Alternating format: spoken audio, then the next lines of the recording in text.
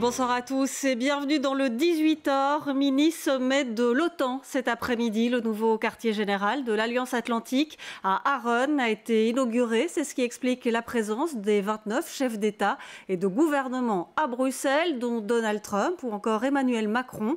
Des militants rassemblés autour du collectif Agir pour la paix ont manifesté tout près de l'OTAN. Ils ont même tenté de bloquer les dirigeants se couchant sur la route. Jennifer Istas et Anaïs Le Tiex. Les bras attachés dans des tubes, couchés sur le sol, une cinquantaine de militants tentent de perturber l'arrivée des dirigeants au nouveau siège de l'OTAN. Le symbole, c'est vraiment, on bloque l'OTAN, le peuple qui essaye de bloquer l'OTAN justement avec nos moyens, quoi. Il y a un blocage qui est fait par des gens qui se sont enchaînés. En face d'eux, il y a un bloc de sécurité qui est là. Qui va être en fond avec la police. Derrière eux, il y a une fanfare pour animer un peu et égayer ça. Depuis ce matin, plusieurs organisations se rassemblent. Leur revendication principale, la dissolution pure et simple de l'OTAN. Notre propos principal, c'est vraiment de dire que l'OTAN est une alliance militaire qui est obsolète, qui ne sert plus à rien. C'est un blocage symbolique. Le sommet de l'OTAN va se faire de toute façon. C'est pas avec 200 activistes qu'on va bloquer les chefs d'État, on le sait. Mais on veut être présent pour montrer au monde que nous ne sommes pas d'accord avec la politique de guerre dans laquelle il veut nous entraîner. Nous voulons des politiques de solidarité, des politiques de coopération. Les 90 délégations qui devaient arriver au siège de l'OTAN ont été déviées. Un important dispositif de sécurité a été déployé. Et puis des militants de Greenpeace ont quant à eux mené une action ce matin devant l'ambassade américaine où Donald Trump a passé la nuit. 5 activistes ont escaladé une grue tôt ce matin. Ils y ont déployé une banderole sur laquelle il était inscrit « Résiste », une façon, expliquent les militants, de mettre en garde contre la montée du populisme. Les 5 militants ont quitté la grue vers 12h30. La police a relevé leur identité, mais ils n'ont pas été interpellés. Ce sont des images de Nicolas Francom. En cette fin de journée, direction le palais de Laken, où nous retrouvons en direct Michel Gueillère. Alors, une visite des serfs de Laken est au programme des First Ladies ce soir. Oui, Valérie Leclerc, les First Ladies qui sont en train d'arriver au Palais Royal. La première partie du convoi vient d'entrer sous bonne escorte policière, vous vous en doutez. Pour la petite histoire, on retiendra que Madame Trump et Madame Erdogan voyagent chacune dans des voitures séparées. Pour le reste, eh bien, ce sont des camionnettes de transport qui acheminent vers le Palais Royal les conjoints et conjointes des 28 chefs d'État et de gouvernement qui participent au sommet de l'OTAN. Au programme, vous l'avez dit, après le musée Magritte et la boutique d'Elvaux, en tout cas pour certaines d'entre elles en journée. Ce soir, une visite des serres royales de Laken et puis un repas au Palais Royal de Laken sous la présidence, si l'on ose dire, de la reine Mathilde. Et pour Donald Trump, journée chargée et elle n'est pas encore terminée, hein, Michel ? Oui, le président américain qui a commencé par une réunion de travail avec différents représentants des institutions européennes. Il a rencontré Donald Tusk, président du Conseil, Jean-Claude Juncker, président de la Commission, était présente aussi Federica Mogherini, la haute représentante pour les relations internationales de l'Union européenne. Pendant que le convoi continue à arriver avec les premières dames. Donc ça, c'était ce matin pour Donald Trump, qui ensuite a eu une longue réunion de travail avec son homologue français Emmanuel Macron, en marge du sommet de l'OTAN, qui a occupé le président américain et les 28 chefs d'État et de gouvernement cet après-midi. Ils ont assisté à la remise solennelle officielle des clés de ce nouveau bâtiment qui est inauguré aujourd'hui à Evere. Et ensuite, eh bien, ils ont pu assister à un défilé militaire aérien. Une trentaine d'avions ont survolé les chefs d'État et le sommet de l'OTAN, des avions dont les F-16 belges. Dans son discours, Donald Trump, on le retiendra aussi, a dénoncé le manque d'investissement financier de 23 des 28 pays, selon lui, membres de l'OTAN, qui ne contribuent pas suffisamment au budget. Voilà donc pour le programme de Donald Trump. Aujourd'hui, il va s'envoler vers l'Italie ce soir à bord de son avion. Et demain, eh bien demain, les Bruxellois pourront à nouveau circuler normalement. Merci beaucoup Michel Gueillère. Et puis nous allons voir les images de ces avions militaires qui ont défilé juste au-dessus du nouveau quartier général de l'OTAN. C'était il y a quelques minutes, une trentaine d'appareils de différents pays de l'Alliance Atlantique. Ils ont survolé le siège de l'institution, le tout nouveau siège à Aron, à basse altitude, dans le cadre de la cérémonie d'inauguration. Un défilé qui a nécessité la fermeture de l'espace aérien belge durant une demi-heure. Et ce sont des images d'Antoine Van der Straten. Et on parlait des premières dames. La première dame américaine a visité, elle, ce matin, l'hôpital des enfants. Melania Trump a participé à un atelier créatif avec des petits malades. C'était l'effervescence ce matin autour de l'hôpital. On voit cela avec Elisabeth Groutard et Marjorie Fellinger. C'est sous très haute sécurité que Melania Trump est conduite vers 11h à l'hôpital universitaire des enfants Reine Fabiola. Une arrivée remarquée, très suivie par les riverains. Je l'ai entendu à la télévision, voilà. À part ça... C'est de la curiosité. Oui, exactement. Je trouve c'est pas dans mes habitudes, mais enfin, comme c'est juste devant ma porte, on est quand même venu voir et tous les voisins, vous voyez, sont sortis. La plupart n'étaient même pas au courant. C'est ma maman qui promenait le chien et qui nous a dit à mon papa et moi que Melania était ici et qu'ils allaient bientôt partir. Alors on s'est dit on va venir voir vite fait, quoi. C'était un grand plaisir pour la Belgique et pour nous autres aussi. Pendant que Melania Trump rencontre les enfants malades, le quartier est bouclé. Forces de sécurité américaines et belges collaborent. Un déploiement exceptionnel dans le quartier. Donc, tout le quartier est bouclé. C'est assez impressionnant de voir autant de voitures qui passent pour une seule personne en fait. Justement pour le monde où on vit maintenant, je trouve ça... Parce que je travaille déjà dans la sécurité et je trouve ça c'est normal.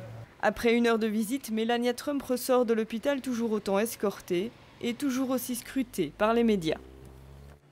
Et un sommet de l'OTAN, la visite de 28 chefs d'État et de gouvernement, le président américain, tout cela ne s'improvise pas. Du côté de la chancellerie du Premier ministre, on y travaille depuis plusieurs mois en collaboration avec les services de l'Alliance Atlantique, notamment Martin Collier et Marjorie Fellinger.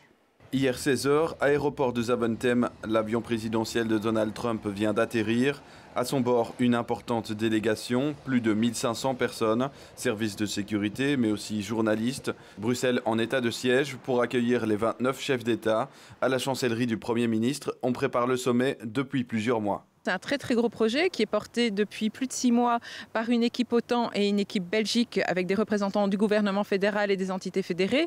On parle au travail pour la préparation de plusieurs centaines de personnes pour préparer tout. Et quand on parle de tout, on parle bien évidemment des aspects sécurité et protection, on parle aussi du catering, on parle de la mobilité, on parle des interprètes, donc c'est énorme. Un travail important pour les équipes du Premier ministre, d'autant qu'aux événements officiels s'ajoutent des actions citoyennes.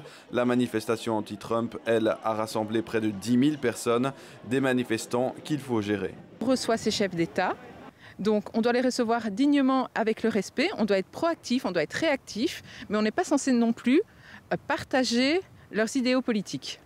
Donc les manifestations, on va les gérer, l'imprévu, on va le gérer. Les délégations, elles, doivent se loger, mais aussi se déplacer dans Bruxelles. Les sociétés de limousines bruxelloises sont totalement débordées. Des retombées économiques qui devraient booster les chiffres d'affaires. Ça fait du monde en Belgique et ces gens, bien évidemment, ils vont vivre en Belgique pendant 24 heures, voire certains pendant plus d'une semaine, ceux qui ont préparé la visite. Donc ces gens vont loger dans des hôtels, ces gens vont manger au restaurant, ces gens vont prendre des taxis et aussi ces gens vont faire du shopping.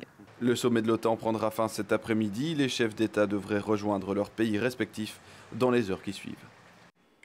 Pascal Perretta et la Stéphane Moreau du SAMU social. Ce sont les propos du député bruxellois écolo Alain Marron ce midi sur notre antenne.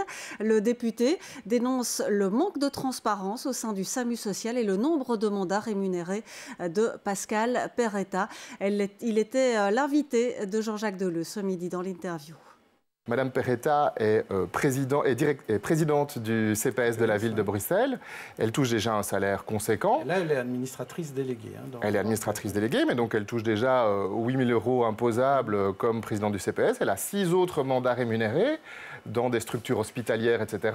Autant dire qu'elle a déjà un salaire globalement relativement important. Elle touche peut-être même au plafond des 150% qui sont autorisés normalement pour les mandataires publics. Alors elle chipote un petit peu par rapport à la législation et donc même si elle le dépassait, on pourrait dire qu'elle n'est pas exactement touchée par l'ordonnance, mais en tout cas la volonté du législateur régional, c'est qu'aucun mandataire public ne touche plus de 150% d'un mandataire. Vous lui demandez de respecter cette règle des mandataires. D'abord, on demande de la transparence. Une découverte étonnante à présent. Les anticorps du lama peuvent être utilisés pour soigner certains cancers. Des chercheurs de la VUB ont pu démontrer la compatibilité de l'animal avec le système immunitaire du corps humain. Alice Van den Broek et Antoine van der Straten. Des dromadaires, des lamas ou encore des alpagas, ces animaux détiennent tous une arme contre le cancer, leurs anticorps. À la VUB, des chercheurs ont mené une étude pour produire un médicament plus efficace que les thérapies actuelles. Normalement, les thérapies qu'on donne maintenant, comme la chimiothérapie ou des traitements avec des anticorps, ça prend plusieurs semaines pour qu'il y ait un effet. Avec ces anticorps de l'AMA, on a des effets directs et très intenses. Et ça veut dire que ça doit être aussi un médicament qui ne reste pas longtemps dans notre corps. La première phase de cette étude clinique vient de se terminer. Les résultats démontrent la justesse des hypothèses émises au départ. Pour la première fois, nous avons constaté chez 6 volontaires la non-toxicité des anticorps. Nous sommes donc capables maintenant de tester les médicaments sur de réels patients. Ces anticorps se rapprochent de ceux de l'être humain. Compatible avec notre système immunitaire, sa structure est plus simple et efficace. On trouve nulle part dans la nature des fragments qui sont aussi petits. Et comme ils sont si petits, on peut les injecter et ils vont directement cibler le cancer. Ça prend que quelques minutes pour cibler le cancer. En plus d'être un agent thérapeutique, ces anticorps injectés à faible dose permettent de diagnostiquer certains cancers de manière précise. Si le cancer du sein, on voit qu'il y a une accumulation très intense là où il y a le cancer, mais il n'y a presque rien du tout dans les autres tissus. Ça veut dire que c'est surtout le cancer qui sera affecté par le médicament. Une fois que le résultat est positif, on peut donner un médicament d'une dose beaucoup plus importante pour vraiment traiter le cancer. Ce médicament agit de façon ciblée sans affecter le reste du corps. Grand rassemblement sportif aujourd'hui au parc de Laken, l'occasion pour les enfants de s'initier à des sports assez particuliers. Vous allez le voir, c'est un reportage signé David Courrier et Benoît Ferrir. Ça s'apprend facilement la salsa on va dire après quelques verres de mojito sûrement. Non, je rigole. C'est une danse relativement un petit peu compliquée, mais voilà, quand on s'y met, franchement, ça vient tout seul. Et la salsa en plein air a de quoi séduire. La musique latino sert d'ailleurs de bande-son aux autres sports comme le taekwondo. C'est gai de faire ça ici en plein air? Hein? C'est bien de faire ça ici? Ouais. Allez, on n'est pas ici pour parler, mais pour faire du sport, comme le golf par exemple, ou encore le 100 mètres, entraîné s'il vous plaît par Xavier Honneux en personne. Et le but de tout ça, c'est quoi? Donner le goût du sport, fidéliser aussi les gens dans le sport, et voilà, montrer que le sport est fun et peut se pratiquer aussi en dehors de son stade habituel. Fun et surtout gratuit, avec un public visé, les enfants. Derrière cela se trouve bien évidemment une idée de promotion du sport et l'idée que certains enfants qui ont découvert des activités sportives puissent in fine aller s'inscrire dans l'un ou l'autre club. Et ce soir, c'est sûr, il y en a beaucoup qui iront dormir tôt. Un couple de Bruxellois a décidé de partir à l'aventure et de faire le tour du continent américain à bord d'un van rénové par leurs soins. C'est un beau projet que nous présentent ici Alice van den Broek et Antoine van der Straten. Élise et Samuel sont de grands passionnés de voyage, à tel point qu'ils ont racheté un van pour le rénover. Aujourd'hui, ils en sont aux derniers préparatifs, l'installation d'une douche et d'un panneau solaire. On a une douche solaire, on va dire, donc c'est un contenant de 20 litres et en gros, avec le soleil, ça chauffe même plutôt pas mal. C'est important pour pouvoir recharger nos batteries d'appareils photo, d'ordinateurs, des choses comme ça. Et voilà, 140 watts, c'est un bon compromis pour pouvoir travailler hors des sentiers battus. À 4 roues, ils vont traverser l'Amérique, 19 pays au total durant 1 an.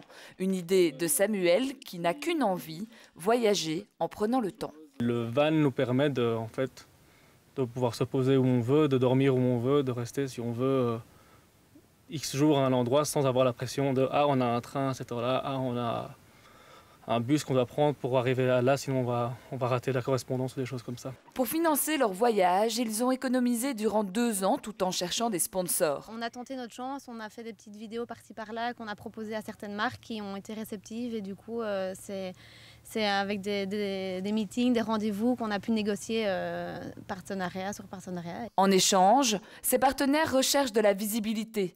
Pour ce faire, le couple partagera son expérience sur les réseaux sociaux. Pouvoir être capable de voyager tout en faisant du contenu, ça fait que le voyage ne sera pas juste des vacances avec rien à écrire sur le CV après, ça peut être une expérience en plus à rajouter une corde en plus à notre arc.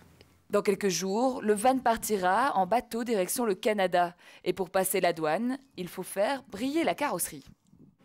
Et puis un chiffre qui vient de tomber, 140 arrestations administratives du côté de ces militants qui ont manifesté contre l'OTAN. Alors notamment du côté du quartier général, on parle d'une centaine d'arrestations administratives du côté du quartier général de l'Alliance Atlantique et puis une quarantaine sur le ring où des barrages étaient installés. Voilà pour ce chiffre qui vient de nous parvenir. On va jeter à présent un œil sur le programme du magazine M avec vous, Sabine Ringelaine. Bonsoir. Bonsoir Valérie. Et eh bien, ce projet a expliqué la déclaration des droits de l'homme aux enfants dans les écoles, mais il va en être question sur votre plateau. La déclaration universelle des droits de l'homme, Valérie, qui aura bientôt, d'ici quelques mois, 70 ans. Et pourtant, il reste beaucoup à faire pour qu'elle soit intégralement respectée par les États. Alors l'Association pour les Nations Unies, effectivement, lance une campagne pour qu'on se la remémore, cette déclaration. Et cette campagne, eh bien, elle va se faire avec la participation des jeunes, justement. Et puis on parle aussi d'un livre, La guerre contre le tabac en Belgique. C'est un livre de Luc Jossen, un militant depuis plus de 40 ans contre les lobbies du tabac. Et il nous rappelle dans ce livre cette croisade qu'il mène depuis toutes ces années. Et puis enfin, on partira au cirque. Le Cirque Éloise va déposer son chapiteau à Bruxelles ce week-end. Un spectacle, vous allez le voir, qui est bien plus que du cirque. Un beau programme. Merci beaucoup Sabine. C'est la fin de ce journal. Merci à vous de l'avoir suivi. Je vous souhaite une très belle soirée. On va se quitter sur ces images de beau temps. Il a fait magnifique cet après-midi à Bruxelles, comme ici, vous le voyez au Bois de la Cambre et vous en avez bien profité.